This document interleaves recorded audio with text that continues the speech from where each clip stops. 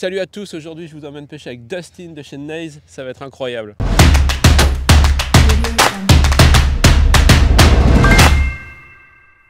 Salut à tous, on se retrouve aujourd'hui pour une vidéo avec Dustin de chez Naze. Alors Naze, c'est un peu la marque qui monte en France, dont vous avez certainement entendu parler. Pour résumer un peu l'histoire, moi je connais Dustin depuis 2008. On avait participé à des compétitions ensemble, on avait partagé un logement et entre temps, alors on s'est un peu perdu de vue et puis il y a quelques années, là il y a 5-6 ans, il a monté sa marque de leurre qui s'appelle Naze du coup. Donc Naze, c'est une marque allemande parce que Dustin est allemand et puis c'est une gamme de produits qui se développe énormément avec plein de nouveaux modèles. Il y a aussi plein de choses à venir. C'est une marque hyper dynamique dont vous avez sûrement entendu parler sur les réseaux. C'est énormément de références et comme vous le savez peut-être, Fish and Chip a été le premier shop à faire confiance à Naze. On a travaillé la marque dès le début et puis aujourd'hui maintenant on est le principal revendeur en France de la marque. Dustin, comment est-ce que tu as créé cette marque? Pourquoi Naze? Est-ce que ça veut dire quelque chose? Comment t'es venue l'idée? Well, actually, the idea came when I was fishing tournaments, and I thought, hey, I need to fish my own product in the tournaments, and I need to adjust little things, which makes the product even better.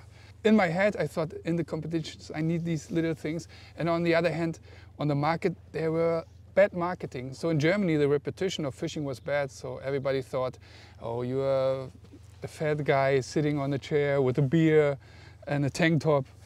I thought, hey, all the young guys, they need something which has also a lifestyle aspect in the fishing scene. So that was also another idea. I thought, hey, bringing a lifestyle market on the fishing market can't be the worst. Ok. Donc ce qu'il vient de nous expliquer en 2 mots, c'est que l'idée lui est venue de la compétition, on va dire, où il avait toujours envie d'avoir des petits trucs, des petits avantages, des petits trucs qui n'étaient pas à son goût, qu'il avait envie de lancer. Donc ça c'est une partie de la réponse. Et puis l'autre partie, c'est le fait que le marketing dans la pêche n'était pas ouf et qu'il a pensé qu'il pouvait faire quelque chose de bien dans ce domaine. Pour moderniser également l'image de la pêche, puisqu'en Allemagne c'était vu un peu comme chez nous en fait, d'une manière un peu ringarde. Et pour le fait, la création de la marque Naze, c'est aussi pour moderniser tout ça. Actually, that was super simple. It was my surname, so Schöne means like kind of nice. So I thought, that's a nice fit. Okay. So that was quite simple. So Schöne means nice. Nice. Okay. And we wanted to have it in another way, another okay. Spelling. Yeah. Nice combination, because then you can say, oh, it's a nice one. You know, ok. Bon, la marque Naze, en fait, c'est assez simple. Alors déjà, son nom de famille, c'est Schöne, ça veut dire gentil, en fait. Et gentil en anglais, c'est nice. Il cherche un moyen de le dire différemment. Et en fait, Naze, en fait, voilà, ça veut dire nice, ça veut dire sympa. Et je crois que c'est à l'image de Dustin, donc c'est cool.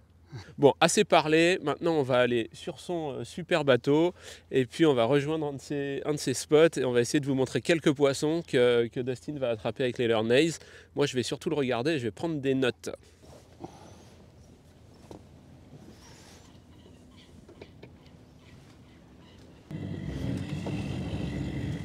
Not too deep because it's quite shallow. The big Sylvain Legendre on my boat. We need to catch a fish today, if not, the pressure's on.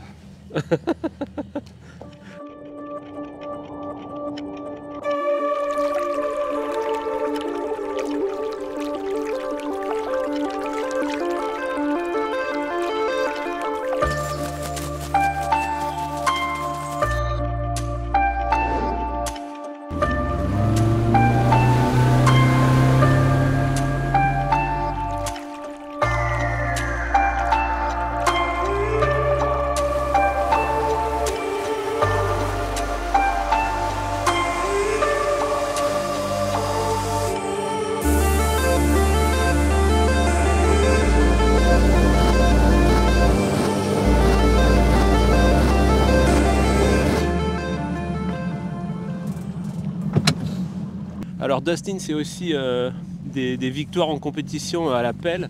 Ça fait partie aujourd'hui, je pense, des meilleurs pêcheurs européens. Donc on a beaucoup à apprendre aussi de tout ça. Donc j'espère qu'on va pouvoir vous donner des petits tips au fur et à mesure. I fished several competitions and I won Shimano Rapala Master, for example. We became also second. I won with Johannes Dietl the WPC. We became second, third and fourth, I guess. One more. Okay. Predator Tour, we became second. Ok. Alors, bon, on va pas faire tout le palmarès parce que je crois qu'il a tout gagné ce garçon. Il a gagné le YPC bord 2 fois, YPC bateau. Il a gagné le WPC, il a fait une fois premier, deuxième, troisième, quatrième, enfin il a essayé toutes les places. Il a gagné Perche Pro, il a gagné Zander Pro. C'est... ouais, bon, j'ai un peu d'expérience en compétition, mais là franchement, c'est un peu un cador. Et en plus il se permet de dire que c'est de la chance, donc c'est un peu agaçant. Voilà, bref, je pense qu'on va passer une bonne journée. Donc là on vient d'arriver sur le premier spot après un beau petit tour à plus de 100 km/h. Alors ça m'a fait sourire sur l'allée parce que Dustin a ralenti à un endroit. On est sur le Volkerak, c'est là qu'on s'est rencontrés il y a 17 ans. Et il m'a dit c'est là que tu m'as montré. En fait à l'époque, les Allemands, les Hollandais, tout ça pêchaient vraiment pas beaucoup comme nous les Français. On pouvait le faire en power fishing avec des cranks, etc. Et je l'avais pris sur moi une journée, avec moi une journée sur le bateau. Et on avait pêché comme ça, je faisais équipe avec Gaël, c'était le Predator Tour, ça s'appelait, cette compète, c'était les premières éditions. Et on avait fait notre pêche et Dustin avait découvert cette pêche-là. Donc c'est vrai qu'en plus c'était un gamin, hein. Il avait 23 ans, il était couvert d'acné, il était vilain. L'avantage c'est que je peux dire n'importe quoi parce qu'il parle pas français, donc ça c'est cool. Et du coup voilà, on a eu cette petite séquence qui nous a rappelé que en fait le temps passe et qu'on a fait du chemin un petit peu chacun à sa manière dans la pêche. Bon là on est sur le premier spot, on attaque tout de suite, on va voir si on peut attraper une perche.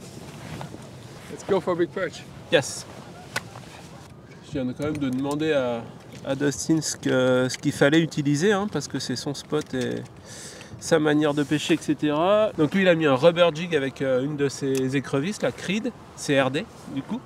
Et puis moi j'ai mis un Carolina avec mes écrevisses habituelles de chez Striking. I'm fishing our Creed CRD with the Delta and we did this jig head, skirted jig for the European market. So normally if you buy a skirted jig you have like the weed guards are super strong. Yeah. They're made for bass, but we are fishing for perch. So these are titanium guides which are way softer than the normal ones. So it holds, it secures, the weed and it secures from the weed, but also the perch is able to. Ok. Donc Dustin nous explique en fait que son jig, il l'a développé pour le marché européen, que les rubber jigs traditionnels qu'on trouve sur le marché, ils sont tous faits pour le black bass. Donc ils ont des brosses hyper dures. Et lui, il a mis juste 2 petits brins de titanium, histoire d'avoir quand même un guard pour les herbes, mais quelque chose que la perche arrive à coucher ultra facilement pour améliorer le taux de capture. Et dessus, il met ses écrevisses. Et il nous parle de l'animation aussi. Et du coup, on voit beaucoup de gens pêcher au jig en le secouant. Et lui, il fait que le traîner au fond en fait. Comme on peut voir, il tient canne basse. Et puis il tire gentiment sur son jig pour le faire racler le fond. Et il constate en fait qu'il a beaucoup plus de réussite sur les grosses perches en le faisant draguer au fond, en le faisant racler, plutôt qu'en l'animant. En fait, on est sur une action qui se rapproche de celle d'un Carolina finalement, où le plomb va plaquer le montage sur le fond et on va traîner le leurre vraiment très très proche du fond. Donc le rubber jig, c'est pas seulement une technique pour pêcher l'été ou dans les eaux chaudes le black bass, puisque là on est au mois de mars, dans de l'eau qui est à peine à 10 degrés, et on pêche les perches. Oh, I lost it! Well, that's not a bad sign. Not a bad sign. First bite for me today. Or Bon. second maybe. La pêche est difficile et il a raté la première. Donc sur le jig avec écrevisse, avec sa Creed derrière là. Comme quoi, c'est pas que de la pêche aux basses ce truc. Oh man. Ça avait l'air joli en plus, c'est vraiment dommage. Donc là, Dustin il est équipé du 360 Humminbird et du coup il recherche ce lit de coquillage en fait, ce lit hyper raide. Donc il a positionné son bateau, il voit sur le 360 la direction du lit et il cherche justement à traîner son jig dans les coquillages, dans les fonds durs où les perches aiment bien se mettre. Donc il pêche pas du tout, enfin il n'a pas de live sur son bateau, il n'aime pas ça d'ailleurs. Et il pêche, il utilise juste le 360 pour chercher ses spots. This one on my hook, it's a mussel, and if you have them, you know the perch are not that far away, but you never know if they want to bite. Yeah. Donc si vous remontez une petite moule là sur votre hameçon, c'est que vous êtes au bon endroit. Les perches adorent ça. Donc là, le coup de Carolina et de Rubber Jig n'a pas fonctionné. Donc avant de changer de spot, Dustin met un coup de jerkbait minnow. Donc ça peut faire quelque chose quand ça mord pas, un truc un peu agressif. Alors il y a environ 3 mètres de profondeur. Donc il utilise un jerkbait avec une bavette un petit peu longue, son Mad Max là, et MDMX plus précisément. Et du coup, avant de quitter le spot, on s'assure qu'il n'y a pas un poisson qui peut craquer pour un truc complètement différent en fait de ce qu'on faisait. Et puis ensuite, on va changer de spot tout simplement. Ouais. Yeah, probably. Regardez attentivement parce qu'il va se passer un truc. Je lui ai pas appris comment pêcher les perches. Je lui ai appris à bouffer en même temps qu'on pêche. Il a bien retenu la leçon. Et normalement, c'est à ce moment-là qu'il se passe un truc. Il va probablement reprendre un autre Kit Kat. I don't know what you're saying, but the pressure is high now.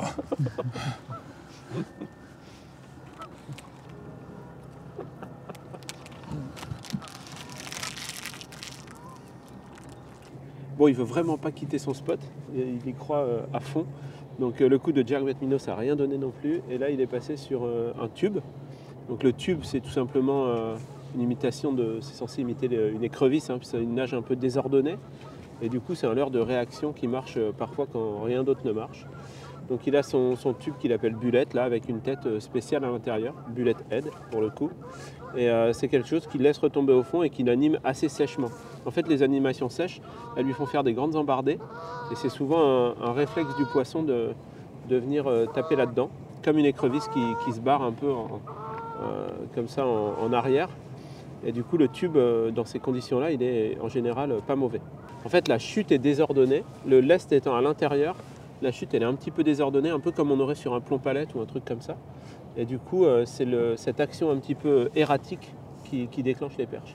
Through the hole, and then you are ready to fish. Okay. En fait, il a créé ce tube parce que sur le marché, il ne trouvait pas les têtes adaptées avec les tubes de la bonne taille, etc.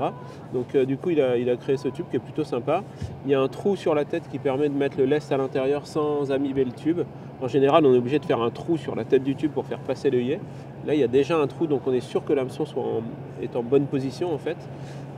Donc tout est parfaitement fait pour. C'est-à-dire que la tête et le tube vont avec, et on a une belle action erratique. Oh, now, got it. What is that? So cool. Big Zander. Oh yeah, no. Oh yeah, cool. Whoa. So cool. Well, yeah, I don't know how to open this shit, but you know what? He swallowed it. It won't be a problem. Yes, c'est bon. Cool. We're fighting so hard. That was so difficult. Look at that beast. Oh, very nice. So cool. Happy with that. Oh, nice. C'était si difficile aujourd'hui, il n'y avait pas une touche. Et puis il nous sort un centre de derrière les fagots avec un jig écrevisse. C'est génial. 70 fish, I guess. Yeah. Easy. Hein. Allez, c'est super bulk. Super white.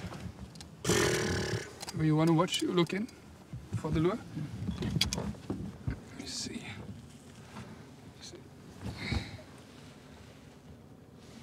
It's a crete with a delta, so skirted jig. Donc c'est un rubber jig avec son écrevisse crete là. It really swallowed it. So, we make a picture for the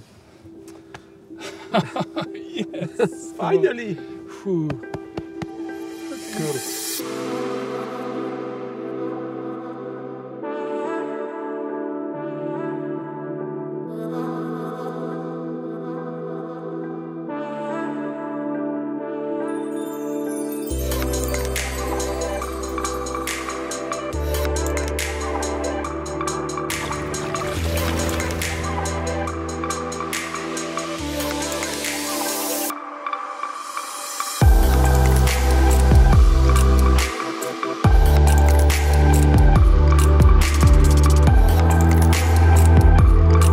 That's a small perch.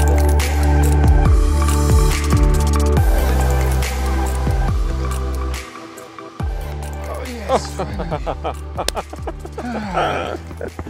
Good! It's not a big fish, but that's a fish It's a fish. on your Mad Max. Yeah. Cool. Maybe that was also the bite or something, Yeah. you know? That's a beautiful fish. Yeah, nice. Super nice. Yeah, cool. Small perch. Ah voilà, une perche qui n'est pas énorme, mais c'est un super beau poisson. Et j'ai chopé ça sur un jerkbait minnow, le long des cailloux. On dirait que c'est quand même une question d'heure, parce que là, on dirait que ça s'active. Il nous reste très peu de pêche, mais au final, on a fait un joli cendre et une belle perche. Donc pour une journée d'hiver comme ça, il y a vraiment de quoi être content. Allez, on relâche ça vite fait. Congrats.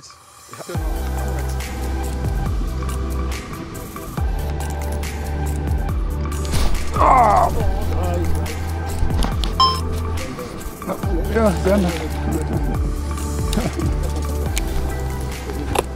Cool, encore un poisson pour dans le money time, hein, parce que là ça se rapproche, il y a moins de lumière. On a un joli petit cendre, voilà, qui a bien pris le jig écrevisse aussi lui. Presque sous le bateau, donc dans beaucoup plus d'eau que ce pourquoi on pêche que la profondeur dans laquelle on pêche les perches. Small zander.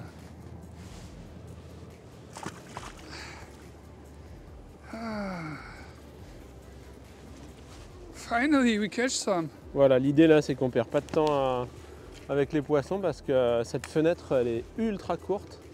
On a peut-être un quart d'heure avant qu'il fasse nuit, donc il ne faut pas perdre de temps.